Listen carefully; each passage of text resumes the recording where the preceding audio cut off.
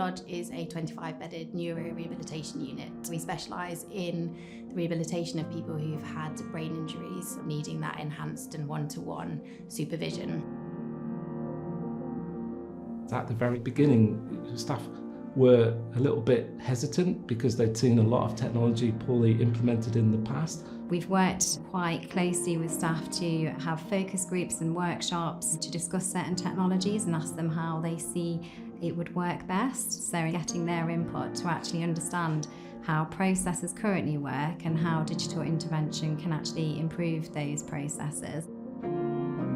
One of the really powerful things for me that staff have fed back on is how excited they have felt they are developing the technology alongside the companies. One of the main things that I've really enjoyed about the process of rolling out these trials is the co-design that we've had. We were presented with how we would access the asset tracking. We needed something that was more at hand, and between our discussions and their technological expertise, we were able to come up with an app using a device that we would already carry. So being able to reduce that time to find the equipment in that sort of environment will be really beneficial. Now, over the last year, they've seen their ideas shape the direction we're taking. We have real-time location services. We have intelligent patient terminals that allow for these digital therapeutic applications to be presented, but also allow for voice-activated environmental controls.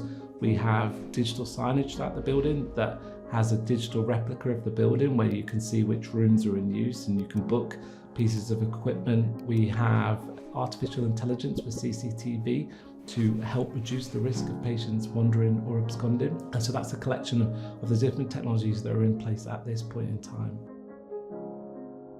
What has been a real big lesson coming here and implementing these technologies is actually, until they're in their live, we don't really know how they work in a live environment. We really do rely on the feedback from patients and from staff to tell us actually which bits of it work well, which don't, what features are potentially missing, for us to be able to then address those issues and build up our requirements as to actually the solution that will really meet the needs of the problem.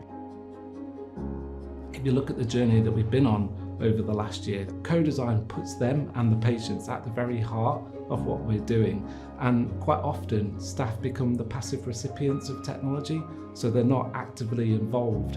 And there is no one better to identify what staff need in their day-to-day than the staff themselves.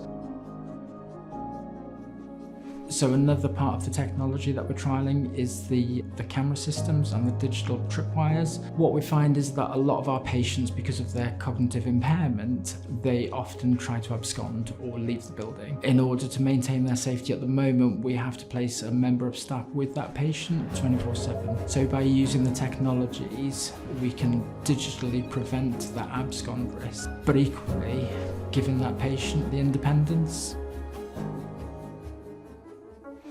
The neuro-rehabilitation unit here at Lindon Lodge will transition to the NRC, and at the NRC will be a 70-bedded facility.